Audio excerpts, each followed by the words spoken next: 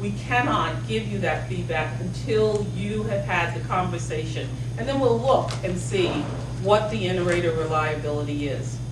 For me, I go into my OD hat and I say this is all about change. People are doing something that is very different from what they've done in the past. And they are really unsure because, well, what if? And, you know, we begin to look at this, instead of saying what's wrong, it's what's right. Let's look at what's happening in terms of the dialogue that's taking place between teacher and principal.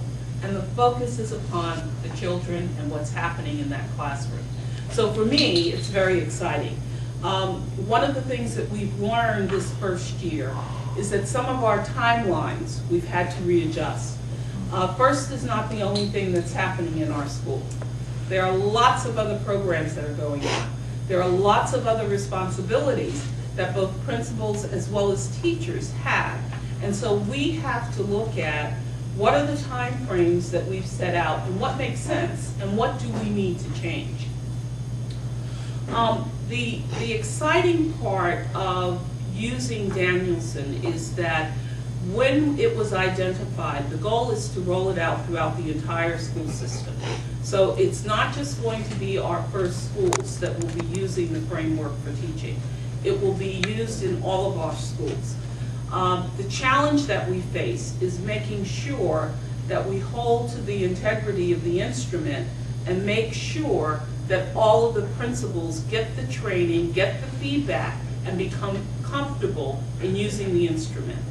One of the things that I've seen in my profession across different industries, you can design a perfect instrument, but if you don't give the instruction and the feedback on how to use the instrument, as good as it may seem, it goes down the tube.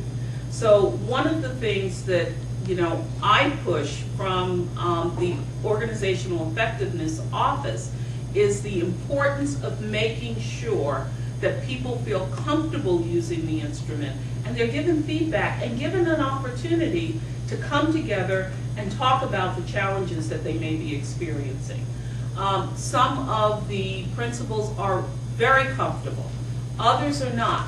So we bring them together so that they can talk about, and we can then make sure that the trainers are identifying, oh, this is where we need to spend more time, or we can put this right here and they know how to do this particular aspect, but we need to spend more time in this area. The other thing that we're doing is also building capacity in terms of our principal development office. This was an office that began last year, and one of the things that we're looking at is making sure that this office will also be a resource for principals who may be in need of additional support and training around using the Danielson instrument. The other areas that will afford payouts for teachers beyond the evaluation is the student performance component. And of course, that is the largest component for which a payout can be received. There is the school growth over time model. And so if the school achieves the goals that have been established, a teacher can earn up to $2,500. And then the classroom value added model, each of the instructors who are part of FIRST get the performance, the baseline performance of the students in their classroom. And depending upon achieving those goals, they can earn up to another $2,500. So when you look at the payouts, the highest level of payout is based upon student performance, and that's why the grant is written. At the administrator level, the assistant principal can get up to $2,300 for their professional growth. And this is based upon the principal evaluation. There was a new instrument that was implemented for principals, I guess it's no longer new, it was 3 years ago. And there is a component, a portfolio component. And only the portfolio component was the area that was identified as being part of the evaluative process for FIRST. This would be for both assistant principals as well as principals.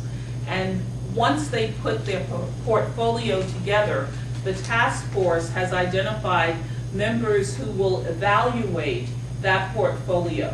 All identifying information would be removed from the portfolio, and the task force members would evaluate the work that was presented.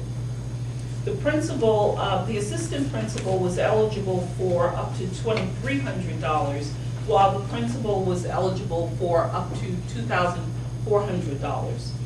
The next component was the evaluation, the overall evaluation that was done for both assistant as well as principal. And that's another $2,300 that they would be eligible for, $2,400 for the principal. And then the largest component, as with the teachers, is for student performance. The assistant principal is eligible for $6,900, making them eligible for a total of $11,500 over their base salary. For the principal, they are eligible for $7,200, making them eligible for $12,000 over their baseline salary. So those are the awards. The way that we have structured the payouts is that since we don't get the student performance information until after the end of the school year, payouts will not occur until October in the 09-10 school year. So we're providing adequate time to make sure that we have the information from the state based upon those grades that are tested, as well as making sure that all of the information has been disseminated regarding the other areas that are covered under FIRST. For the teachers, for each quarter, they get a statement that tells them how many hours of professional development that we have documented, and thus how that translates into dollars that they're eligible for. So we don't want to wait until the last minute. One of the things that we learned from some of the earlier programs that had teacher incentive funds was that they did not check their the amounts that teachers had earned, and there were discrepancies in what they actually paid people and then had to pull the money back. Well, you talk about a group of very unhappy folks.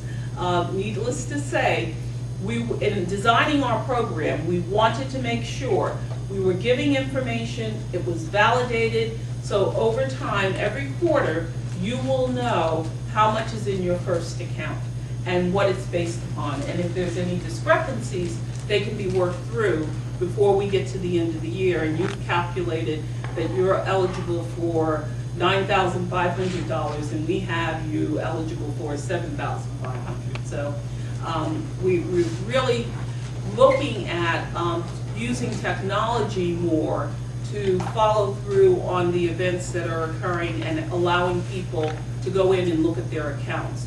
One of the things that was part of the grant was to design a system that was online that would allow people to go in at any time and see what was being logged as their participation in the various events that were associated with FIRST.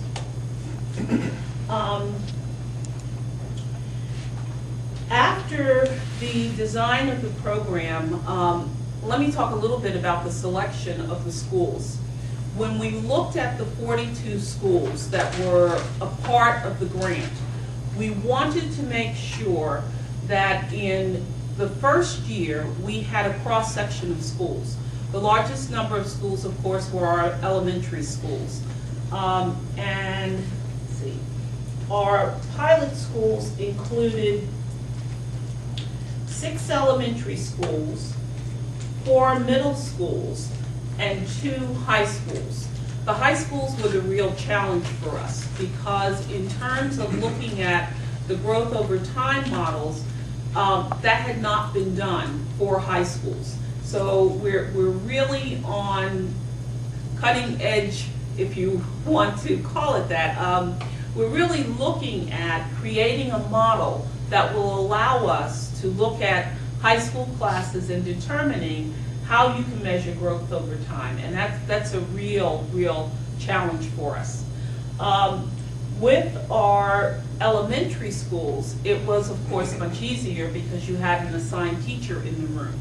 In some of the discussions that we had on the task force, one of the things that we went back to the U.S. Department of Education with was the teachers felt that guidance counselors, media specialists, and there was one other group, and I forget the third group, but they wanted them included as a part of the grant. They felt that the guidance counselors made such a big difference in what was happening in the schools, as well as